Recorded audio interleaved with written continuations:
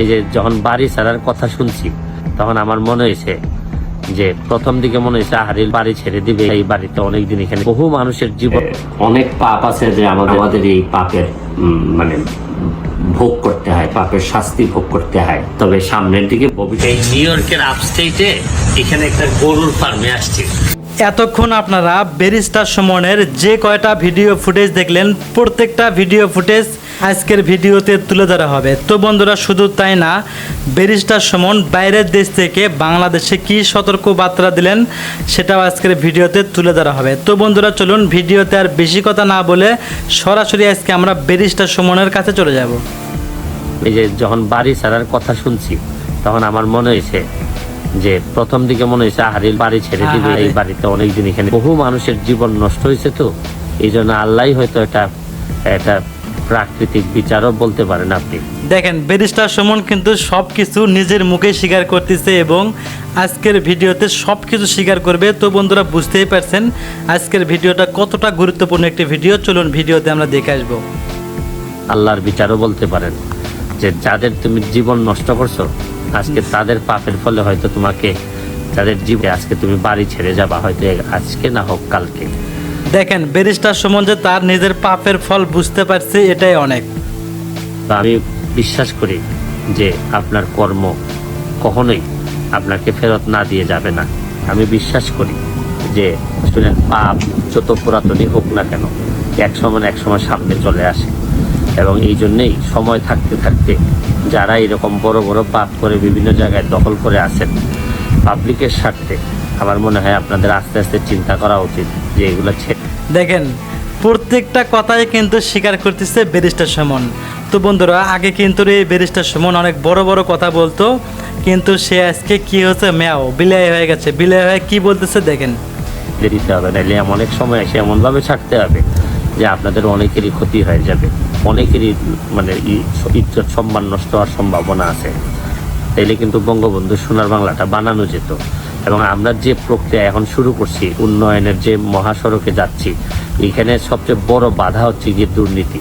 এই দুর্নীতিরে ঠেকাইতে না পারলে আমাদের অনেক সমস্যা হয়ে যাবে।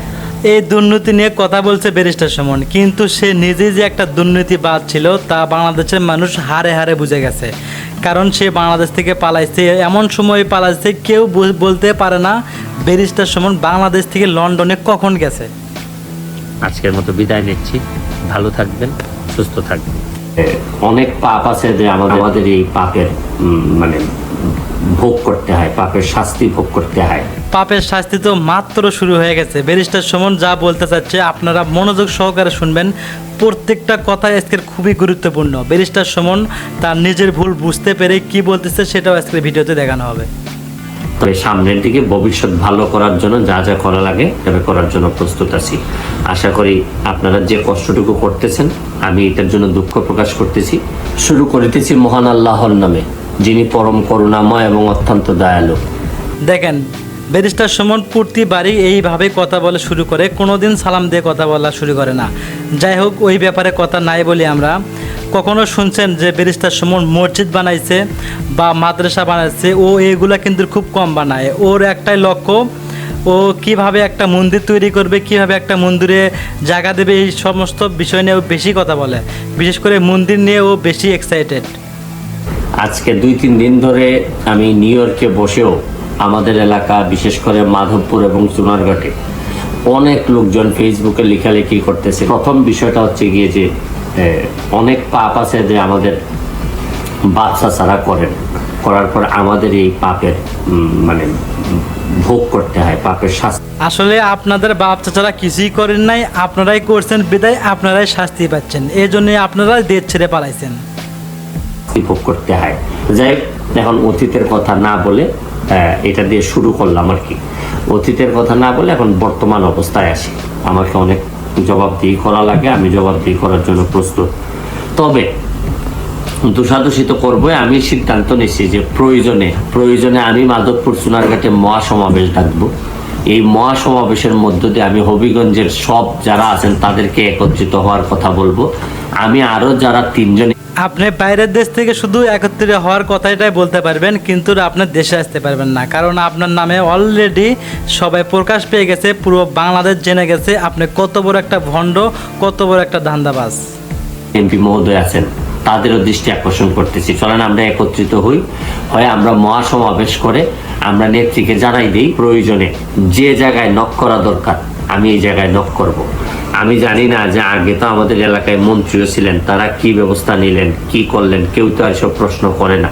আমি এখন আর করতে চাই না, তবে সামনের দিকে ভবিষ্যৎ ভালো করার জন্য যা যা করা লাগে করার জন্য প্রস্তুত আছি।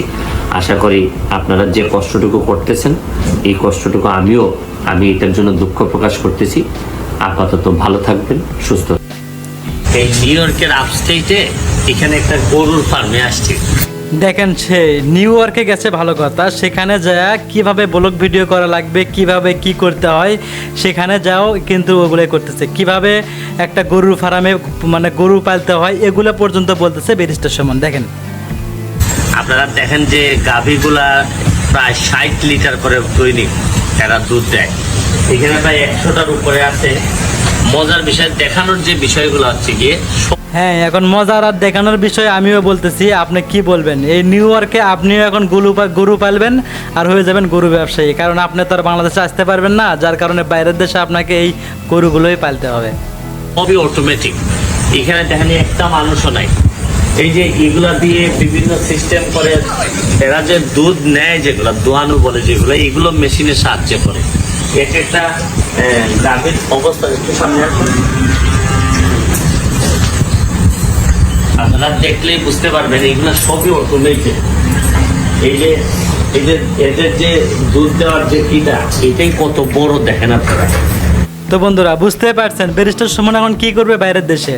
সে এখন বাইরের দেশে গেছে, সেখানে এখন কিছু না কিছু তো একটা করতে হবে। সে এখানে খুঁজতেছে কি করা যায় এটা নিয়ে সে ভাবতেছে। কিন্তু কি করলেন, সে একটা গরুর ফার্মে গেছেন, গরুর ফার্মে দেখাচ্ছেন। দেখেন তাই গরুটা কীরকম হ্যান ত্যান, বুঝতেই পারছেন তার ভক্কর চক্কর বর্তমান কি করে। এই যে এই প্রতিটা গাভী এত সুন্দর, মানে এত আমার কাছে মনে হয় যে সবকিছু সিনক্রোনাইজ করা, এবং এই যে গোবর যেগুলো আছে এগুলো একটি জায়গায় করে মেশিনের মধ্য দিয়ে চলে যায়, এবং এখানে মেশিনের মাধ্যমে আমার তো মনে হচ্ছে ব্যারিস্টার সুমন এখন বর্তমানে বাইরের দেশে যায় এই মানে গরুর ফার্মে সম্ভবত একটা চাকরি নেবে, হয়তো জব নেবে। তা না ছাড়া এখানে তো আমি কোনো কাজ দেখতেছি না। দুধগুলা একদম অটোমেটিক্যালি রিজার্ভারে চলে যায়। এখানে খুব বেশি মানুষের কাজ টাজ নাই, মানে আমাদের এখানে ফার্মে তো শুধু মানুষ আর মানুষ থাকে। এখানে দেখেন সব কিছু অটোমেটেড। 100টার উপরে গাভী আছে এখানে, এবং এখান থেকে হ্যাঁ, আর এই 100টার উপরে গাভী দায়িত্ব দেওয়া হচ্ছে আপনাকে গুনতে হবে, এবং প্রত্যেকটা গাভী নিয়ে আপনাকে কথা বলতে হবে। কারণ বর্তমানে আপনি তো বাংলাদেশে আসতে পারতেছেন না, বাংলাদেশে আসলে তো আপনার শুরু হয়ে যাবে, হয়তো বুঝতেই পারছেন। যাই হোক, ভিডিওতে তো সব কথা বলা যায় না, আপনারা বুঝতেই পারছেন ব্যারিস্টার সুমন কীরকম একটা ধান্দাবাজ, এটা কিন্তু আপনাদের বোঝার কোনো বাকি নাই। কারণ সে বাংলাদেশে কি বলছে, কি করছে। ও বলছে বাংলাদেশের সিলেট নাকি বাংলাদেশের দ্বিতীয় লন্ডন বানাবে। লন্ডন তো দূরের কথা, সে এখন নিজে লন্ডনে যায় পালাতক পলিয়ে আছে। তো বন্ধুরা চলুন দেখে আসি আর কি করে এই ব্যারিস্টার সুমন এখানে। এই ফার্ম করে এই দুধগুলো চলে যায়, আবার প্রসেসিং যে জায়গায় হয় এই জায়গায়, এবং প্রসেসিং করে এটা মার্কেটে চলে যায়। এটা হচ্ছে গিয়ে আপনার এখান থেকে শুধু দুধগুলা নেওয়া হয়, প্রসেসিং প্লান্টে নেওয়া হয়। এবং আপনি দাবিগুলো একটু দেখাও। অনেকেই বলতেছে ব্যারিস্টার সুমন অনেক ভালো মানুষ ছিলেন। আসলে আমিও মানে অনেক ভালো মানুষ, ও দেশের জন্য অনেক কিছু করছে। বিশেষ করে তার এলাকাটা এত সুন্দরভাবে গড়ে তুলছে, সেটা বলার বাইরে যাস, সেটা আমিও মানি, মন থেকে আমিও সাপোর্ট করি। কিন্তু ভাই কেন দরকার ছিল সে এভাবে রাজনীতি জড়ানোর? কারণ ব্যারিস্টার সুমনের মতো হাজারো ব্যারিস্টার বাংলাদেশে এখনও আছে, এখনও সুন্দরভাবে জীবনযাপন করতেছে। কিন্তু তিনি কেন বাংলাদেশে টিকে থাকতে পারলেন না? কেন তাকে পলিয়ে যেতে হলো লন্ডন? এটা আপনাদের কাছে প্রশ্ন, অবশ্যই কমেন্ট সেকশনে কমেন্ট করতে ভুলবেন না। তো বন্ধুরা চলুন দেখি সে গরু ফার্মে জব নেয়। আর হ্যাঁ, অবশ্যই আপনার কমেন্ট বক্সে কমেন্ট করবেন, উনি কি এই গরুর ফার্মে এখন চাকরি নেবেন নাকি উনি ওই দেশে যা একটা গরুর ফার্ম দেবেন। অবশ্যই কিন্তু কমেন্ট সেকশনে কমেন্ট করতে ভুলবেন না। দাবিগুলা দেখেন একটু, এই যে কিগুলা এদের, এই যে দেখেন খাবারের ব্যবস্থাগুলা দেখেন, এবং এইগুলা এই গাভিটাই শুধু দেখেন আপনারা কত বড় এর, মানে এভরিথিং ইজ সো মানে কি বলবো যে এরকম এরকম গাভী মানে আমি জীবনে প্রথম দেখছি। হ্যাঁ, গাভী আপনারা এরকম জীবনে প্রথম দেখছেন, আর আমরাও ধান্দাবাজ এবং চাটিবাজ মানুষ আপনার মতো খুবই কম দেখছি। বাংলাদেশে এমন সুন্দর সুন্দর কথা বলে যেন একদম সে একদম ভদ্র মানুষ, ওর উপরে কোনো ভালো মানুষ নাই। বলে আমি মাল খাই না, তারপরে আরও হ্যান ত্যান অনেক কিছু বলছে, আপনারা দেখতেই পাচ্ছেন ভিডিওর মাধ্যমে। কিন্তু সে এখন কোথায়? বাংলাদেশে নাই। আপনারা দেখেন এই যে একটু ওই কোনার দিকে যাবা, একটু দেখাই নিয়ে আসো, আস্তে আস্তে একটু দেখাই নিয়ে আসো। হ্যাঁ। একটু দেখাও যে ওই এই কালো গাভিটা দেখাও, বা ওই পরের গাভিটা। আচ্ছা এইগুলা কোন জাতের? জাত কি এগুলা? আচ্ছা আচ্ছা আচ্ছা। আর এদিকে আসো, যাই হোক বন্ধুরা, ব্যারিস্টার সুমনের এইসব আর আলতু ফালতু ভিডিও আপনাদেরকে দেখে আপনাদের সুন্দর সময়টা নষ্ট করতে চাই না। এই ব্যারিস্টার সুমন বাংলাদেশে অনেক বড় বড় কথা বলে গেছে, সেটা আমরা কম বেশি সবাই শুনছি।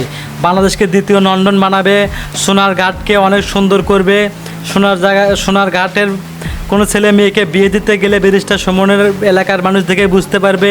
এমন কোনো বড় বড় গল্প নাই যে এই ব্যারিস্টার সুমন বলে নাই, কিন্তু সে এখন কোথায়? পালাতক। তো বন্ধুরা, যাই হোক, ভিডিওতে আর বেশি কথা বলতে চাই না। এই ব্যারিস্টার সুমনকে নিয়ে আপনাদের কার কী মতামত অবশ্যই কমেন্ট বক্সে কমেন্ট করে জানিয়ে দেবেন। যার কমেন্টটা ভালো লাগবে, যার কথাগুলো সুন্দর লাগবে, আমি পরবর্তী ভিডিওতে তুলে ধরার চেষ্টা করব। তো বন্ধুরা, শেষ পর্যন্ত ভালো থাকেন। আল্লাহ হাফেজ, আসসালামু আলাইকুম।